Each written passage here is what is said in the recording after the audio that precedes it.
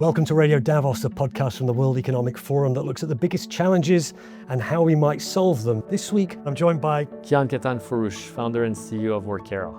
The pace at which people need to learn skills is higher than it's ever been in history. A metric that shows how long a skill might be useful in someone's career decreased drastically from over a decade, 40 years ago, to now 2.5 years in digital areas. We should all learn how to talk to machines. Whether it's called vibe coding, you're talking to a coding agent, or you're talking in prompt engineering to other type of agents, we need to learn all of that. Learn how to learn and make sure that you're AI ready. Young folks are facing one of the toughest job markets that has ever happened in the last decades, but you can still stand out by being a lifelong learner, a fast learner, and being AI ready. Hi Kian, how are you? I'm great, thank you, Robin. What is Workera? Workera is a skills intelligence platform, which means that we built a technology that allows us to measure skills at scale and very granularly. It can help in many ways, such as understanding how ready is a workforce for the AI era. The enterprise side is configured to understand what skills an enterprise might need in the future, turn them into measurable assessments, and then the rest is the employee going through an adaptive agent-like assessment. And skills is what we all need to know about right now, because AI is already transforming the way lots of us work, and we worry about what skills we're going to need next. And this is what you're addressing then, right?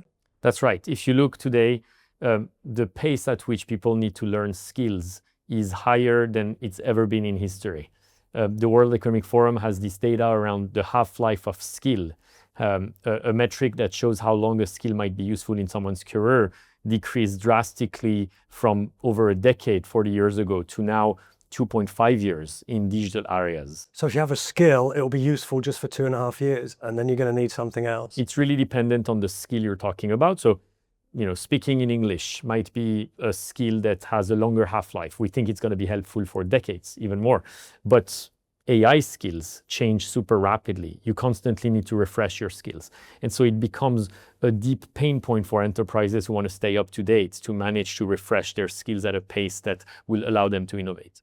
Do you think enterprises realize that yet, or are they just starting to realize it?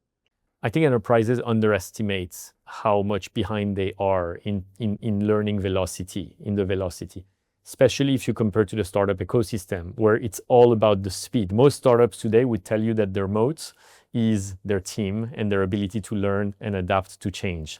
And that's what makes it possible for startups to compete with larger companies at the end of the day. We also run a survey asking 800 leaders and 800 employees if they felt like they were ready for the AI era or their organization was ready. And it was incredible to see how drastic the difference was between leaders feeling, yes, we're probably ready, and actually people doing the groundwork feeling like they're not ready and supported at all. What are the skills right now? Because you've also been involved on Coursera of creating this deep learning specialization course. How do people really learn some of those skills that are needed now? Where do we even start if someone's not already into it? Yeah. You're asking for someone who's non-technical or for someone who's technical, or both? Oh, well, let's start with non-technical, actually. I mean, because the promise is there. For example, you hear this phrase vibe coding as well. I know you're associated with Andrew Ng, and I remember an interview he gave to the World Economic Forum, who said you should learn coding anyway. It's just a good skill to have, just so you understand a bit, of the what's going on in the background. I've spoken to other people who say, no, you should. If you're not a coder, you shouldn't learn coding. You can vibe code, you can use real language. I mean, what do you think? I'm not a specialist. I'm not a computer engineer. I'm not a programmer, but I would like to be able to create an app, for example. Where do I even start though? I can't spend 3 years doing a course on this. I want to get going pretty soon. Where would I even start? Yeah, I would say, so generally, yes, we should all learn how to talk to machines. Whether it's called vibe coding, you're talking to a coding agent, or you're talking in prompt engineering to other type of agents, we need to learn all of that.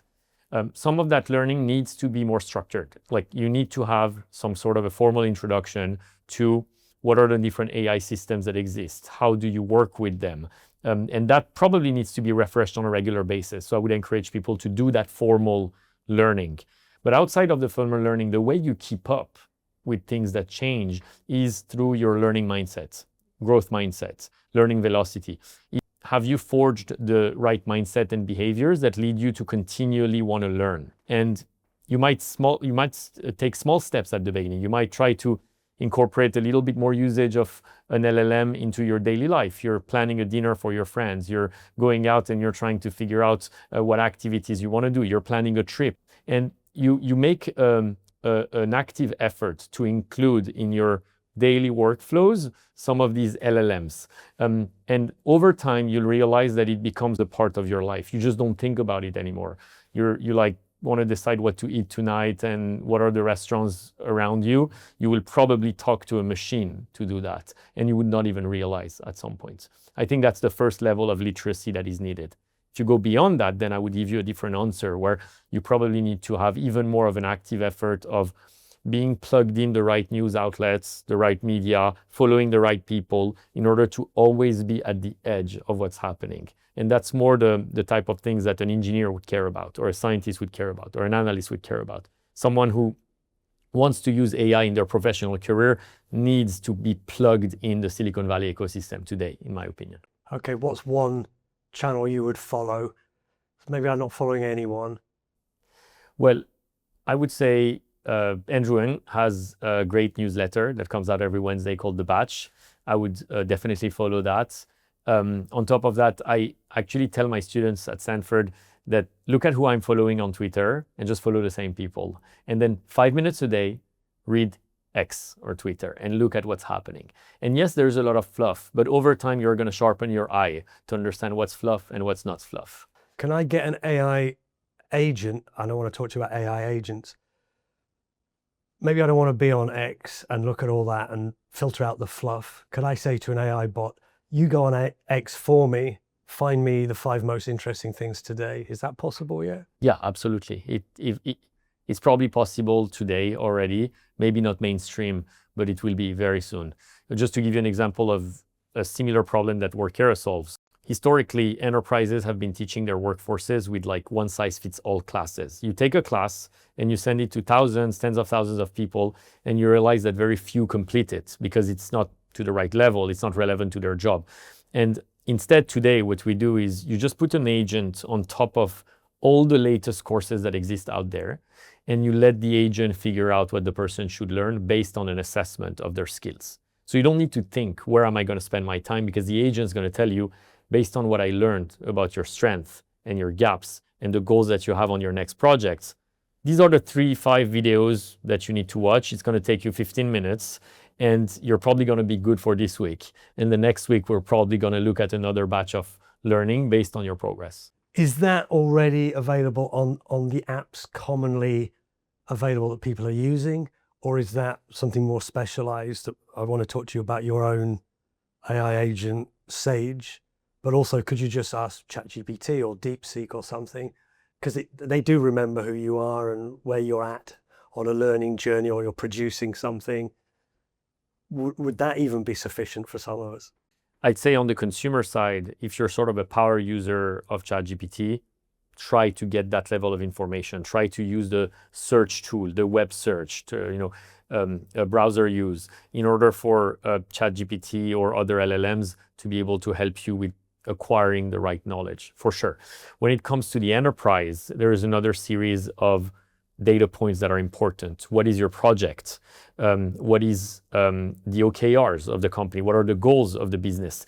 All of that should direct your learning. So when you're a worker, the way you approach learning is actually different than when you're a consumer trying to find a job. And those differences make it that, Workera was built for the enterprise specifically, and integrates with that ecosystem to be able to tell you, because of the project that you have or because of the next job that is ahead of you in the job family, this is the type of thing I would recommend for you. So tell us, what is an AI mentor? And that's what you're doing with Sage, if I understand right? Yeah. What is an AI mentor? An AI mentor is a system that would help you grow your career faster than you could before. And an AI mentor has a few capabilities. I usually talk about 3 capabilities. The first one is it has to be extremely good at assessing skills. And humans are not that good at assessing skills. They're not good at assessing their own skills. They're not good at assessing other people's skills. So that's somewhere AI can be helpful, fair, unbiased. Assume that a mentor needs to understand your skills in order to help you. The second aspect is a mentor needs to understand goals. And a good mentor, if you remember in your own life, might have helped you dream bigger, dream higher. And that's a core capability of a mentor. Understand what is an ambitious yet achievable goal that is good for the individual. So now you have a mentor that can assess where you are today and that can set great goals for you. The rest is all about the third system, is connecting the dots. Turns out that humans are not great at connecting the dots. That's something that a senior, let's say, partner or a senior executive would be better at because of the wealth and years of experience that they've accumulated. But there is no way that a human would know what are the best courses out there right now, the best tools to use. We just can't keep up with progress, but AI can. And so actually connecting the dots is something that AI is really good at. In a company, an AI can find a project that just came up that might be a good fit for you. It might find a new role that opened internally and that might be a good fit for you. And you actually, as a company, don't need to hire externally because you have an employee that is really fit for that role. These things are things that humans can't keep up with. And so you would rather let AI figure it out. I'm going to play devil's advocate with you now. The AI, as we know, is used a lot in recruitment to filter out CVs. And a lot of job seekers, I'm speaking from the retail end of it, don't put much trust in it because it's filtering out. Maybe I've been filtered out from jobs where I'm totally suitable, but I forgot to put the right keyword in. I'm probably talking about machines from 10 years ago here. I'm hoping you're going to say that's not the case anymore. Your system's smart enough to not have to just hunt for whether I've mentioned the word coding, although probably if it's a job about coding, it's going to be in there. But you know what I mean? It seems to have been a bit blunt and a bit clumsy from my limited experience of this up to now in judging people's real skills. And also when you apply for a job in a CV or an interview, sometimes it's not truthful. How do you really assess someone's genuine skills? And would you say what you've created is less clumsy than that, can really understand what a person's true skills and true potential are? Yeah, that's a great question. And I would take a step back and look at how have we designed our recruiting funnel so far? We've designed it as a filter. The reason we designed it as a filter is because it takes a freaking ton of time to interview people. And so you want, as you said, to sort of look at the resumes and filter out 90% of your candidate based on that. And then go and focus on the 10% and maybe spend slightly more time on those and then narrow it down to 2% and then focus a lot of time on those 2% until the single person gets the offer. In an age where AI can help automate part of that process, the funnel doesn't make sense anymore. Why wouldn't you interview everyone if you have the bandwidth? Because AI is 24/7 ready to interview. So the problem completely shifts. And in that world, the resume screening doesn't make any sense at all. Resume is a bad asset for skills measurement in the first place. So I'm questioning whether the problem is the AI that's reading the resume, or the problem is as much the person being able to write whatever they want in their resume without anybody verifying it, and some people just not writing the right keywords by mistake or by lack of luck. And so I would completely redesign that funnel to not be a filter anymore, but be a place where you actually run AI at different stages in different ways in order to give enough time to uncover people's truly unique skills. Now, when it comes to the question of AI interviewing, I've interviewed many people. I've also interviewed as a candidate in many jobs. And I know that interviewing is hard as a human. Even today, after, we have close to 100 people at Workera, I've interviewed everyone, and I still struggle with interviewing. I know I'm not good at. I know I would rather AI do it because I know that humans have inherent biases. There are certain things that I pick up on that maybe another great interviewer would actually not pick up on, and I shouldn't pick up on that. Humans also tend to hire people that sound like them, that look like them, and I think that's an issue because truly, if you're going to build a more meritocratic society, you want to focus on who's the most skilled and who's the most deserving for that specific role. And I truly think that in a year from now, as soon as a year from now, you're going to start seeing the first validation studies showing that AI is a better interviewer than human. And once you have those validation studies, you wouldn't even want to get too much in the details because you would start trusting that AI is a better interviewer than humans, and you would actually not want humans to interview people. No. I suppose that implies that the AI, you've got rid of all the bias in the AI. And where's that human element come in? Because you might think, oh, I'm a very charming, charismatic person. I can win, I can get this job by my sense of humor or just how delightful or the suit I'm wearing today. And the AI will discount that. Some people might be socially awkward, but actually brilliant at a job. You know, that's the person you want, but they don't come across well in an interview. You think those are the kinds of things the AI will be able to get past that in a way a human can't? Yeah, I do. I think it's not going to be AI beats human interviewing at every skill up front. Not like a situation where it's AGI is on one day you wake up and AGI is here. It's not going to be like that. We're going to look at the variety of skills, mindsets, behaviors that we could measure automatically. And we're going to start validating where is AI better than humans. So for example, if you're assessing someone's technical skills today, I think AI is likely better than most humans at picking up of that. If you're assessing humor, maybe today AI is not quite there yet. And so you're going to have to figure out where am I comfortable using AI for skills measurements and where am I going to delegate to humans. And actually, I think that's very healthy because it allows a good human interviewer to spend more time on the things that humans inherently pick up on that AI can't pick up on. What do you use AI for? How do you use AI? I use AI hours a day in variety of ways. Some of my favorite uses is some self-awareness prompt, like based on what I told you so far, what do you think of me? What do you think I should do more of or I should do less of? A lot of self-reflections I use it for. I also do it for practice. You know, I would say before I go to a board meeting in Palo Alto, I usually drive for an hour from San Francisco and I put the voice mode on and I practice for the board meeting before I arrive to make sure I'm really ready. And it critiques you? It critiques me, yeah. It depends on the prompt that I might use, but yeah, usually I would ask it to be very genuine and direct with me. Some people have it's on all the time, right? There's these things where it's listening to you all the time. And is that something you use? Or you just, when you get in the car, you switch that on? But I've heard of these devices that you wear and they're listening to you all the time and kind of correcting you. Yeah. No, I haven't used a device that would hear me all the time, but I turn it on very often. Mm. And what surprised you most from the advice it's given you? I think what has surprised me most is that it understands me quite deeply from a softer standpoint. Like maybe it cannot grasp my proficiencies. For sure, it cannot grasp my proficiencies in my technical areas, but from a softer standpoint, I think my values, it understands them quite well. Yeah.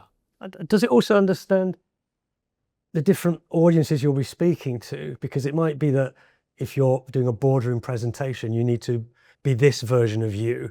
But if you're just going for a more casual chat, there's a slightly different version of yourself. Yeah. Do you think your AI agent gets that? I think it's a very good question. And, you know, humans are multidimensional. And it's true that when you show up at work, you might show up differently than when you go back home and you show up in front of your family or your friends.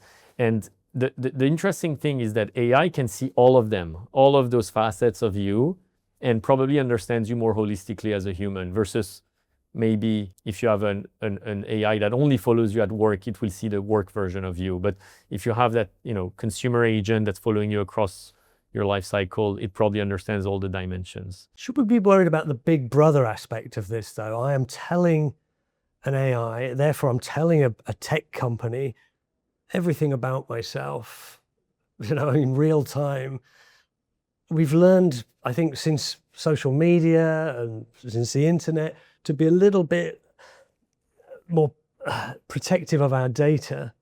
Does it ever worry you? Should people be worried about, yeah, sure, I'm going to tell this AI company everything about me and it's going to help me, but isn't there a downside of that? Am I right to be a little bit paranoid, do you think? Yeah, I wouldn't. I'm not paranoid personally, and I'm an optimist. I truly believe that mankind would figure it out in a way that's safe and private for people.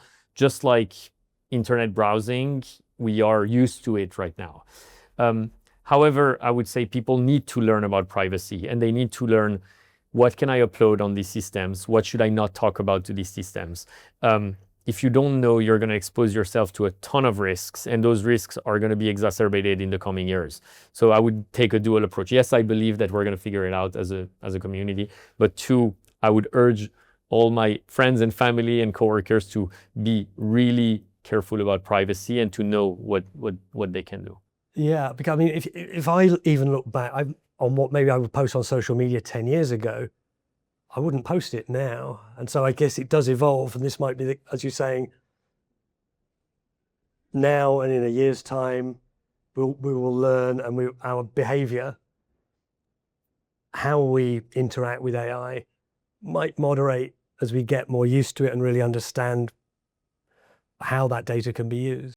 Yeah, absolutely. And I would even say today, you're going to start seeing some of these AI features come to your agent applications.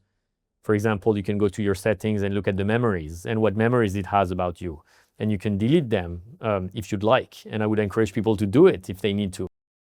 There's going to be more of these features in the future. I think you will see people more in control of their data and people more aware of what they can do for data. It's also generational, right? If you look at the new generations, they're well aware of digital tools, the risks associated with it, and how to control it than the older generations together today. So I think it's going to shift. If you had a word of advice for young people, maybe still at school, looking at this really rapidly changing world, what would it be?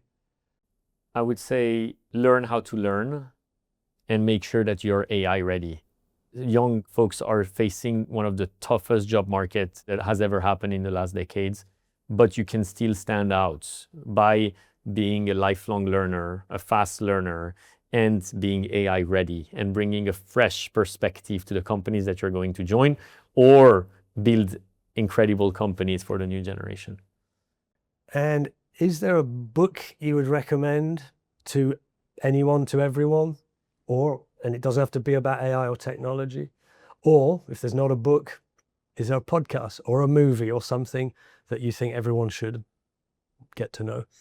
I am a sci-fi fan, and I used to advise people to read a lot of sci-fi because I felt about a decade ago that it would help you shape your mind around what's going to happen because there's some truth to it. Not everything might be true.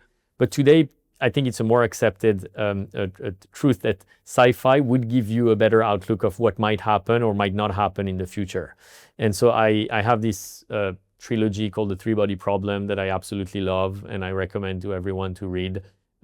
It's tough to get in, but once you're in, you will love it and you will learn a new perspective from an author, Cixin Liu, who has a very interesting perspective of where the world might evolve from a technology standpoint. And knowing sci-fi can help you dream about the future, can help you anticipate what might happen. And I think it's one of the best skills today is to predict the future. If someone can really predict the future of technology well, they're ahead of everyone and they can do great. Do you think that sci-fi has properly predicted the future in the past? People often cite Asimov. Absolutely. I think you look at what Asimov wrote with Foundation, a lot of bits and pieces that he mentioned, even around AI, are now coming to reality. And if Asimov was able to do it 50 or more years ago, I'm sure the new sci-fi authors today are looking at what might happen in 50 to 100 years from now, and some of them will be right. Do you have any examples of when an AI agent has changed someone's life? Well, I will tell you that, starting with myself, I have a skin condition that is kind of annoying. It prevents me from sleeping sometimes. And it was very tough 5 years ago. It was a significant portion of my body. And I was always looking on Reddit and other platforms to find, are there people that have experienced the same thing and what have they done with it? And when I tried it on ChatGPT, it truly changed me because it could give me a set of things to do that might improve me. And if you look right now, I don't have anything anymore on my body. So I don't know if it's just luck and serendipity and something happened, or if it's actually me following very granularly all the techniques that AI had given me to live a healthier lifestyle. But I can say that it changed my life from that perspective. I sleep better, I feel more productive, and that small change that no doctor could give me, ChatGPT gave me. Yeah, I've heard a few people say similar things. We should caveat, of course, AI can get it wrong, and for sure, it doesn't replace professional medical and advice. it probably gets it wrong often, but for me, at least, my experience was it gave me different things to try that ultimately led me to be healthier. Wonderful. Well, we're gonna have to wind it up, but maybe we can speak again sometime soon, I hope. Kian, thanks for joining us on Radio Davos.